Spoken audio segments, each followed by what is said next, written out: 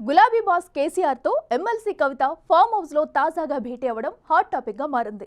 తండ్రి కుమార్తెల భేటీపై రాజకీయ వర్గాల్లో ఆసక్తికర చర్చ జరుగుతుంది.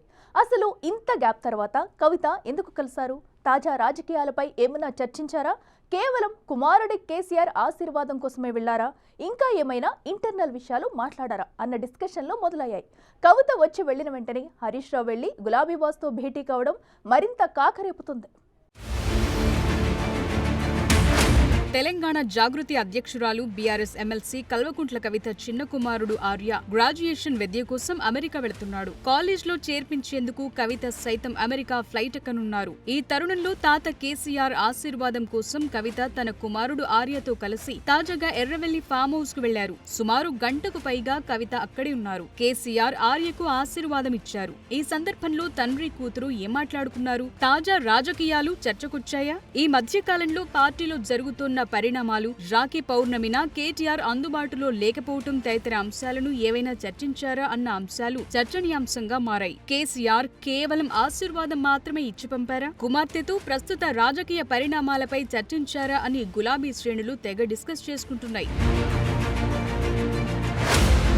కవిత ఎప్పుడైనా తన తండ్రికి పార్టీలో జరుగుతున్న పరిణామాలను లేఖ రూపంలో అందజేస్తుంటారు. బీఆర్ఎస్ వరంగల్ సభ తరువాత కవిత అలా రాసిన లేఖ బహిర్గతమై ప్రస్తుతం పార్టీలో ముసలానికి కారణమవుతోంది. తాజా భేటీ సందర్భంగా కవిత పార్టీలో జరుగుతున్న పరిణామాలు, పార్టీ బలోపేతానికి తీసుకోవాల్సిన చర్యలు, నేతల వైఖరి, చేస్తోన్న ప్రకటనలు, మీడియా ముందు మాట్లాడుతోన్న వ్యాఖ్యలు తనను ఇబ్బందికి గురి చేస్తున్నాయన్న అంశాలపై కవిత మరోసారి కేసీఆర్ కు ఏదైనా లేఖిచ్చారా అనేది హాట్ టాపిక్ అయింది.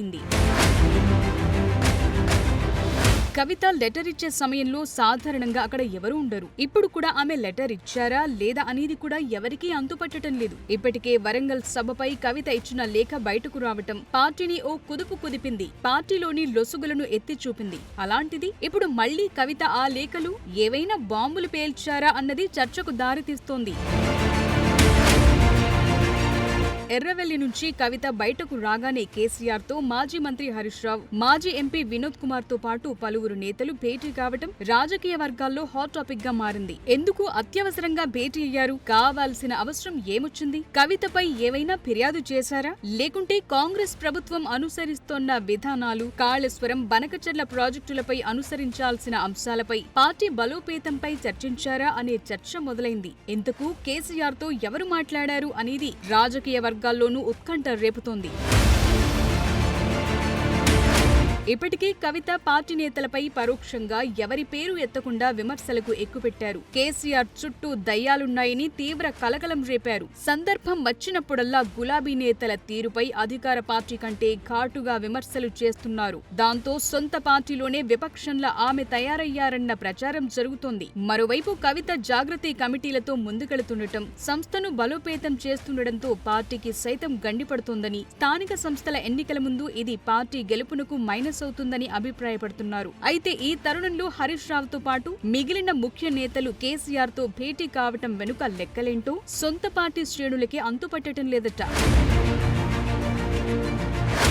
ఏదేమైనా గత కొంతకాలంగా గులాబీ పార్టీలో ఏం జరుగుతోంది, ఎవరు ఎవరిపై ఎందుకు విమర్శలు చేస్తున్నారో అర్థం కాక పార్టీ క్యాడర్ పూర్తి కన్ఫ్యూజన్ లో ఉన్నారు. ఇప్పుడు ఒకే రోజు కేసీఆర్ తో కవిత భేటీ కావటం, ఆ వెంటనే హరీష్ రావు భేటీతో అసలు పార్టీలో ఏం జరుగుతుందో అర్థం కాక గులాబీ శ్రేణులు జుట్లు పీక్కుంటున్నాయట.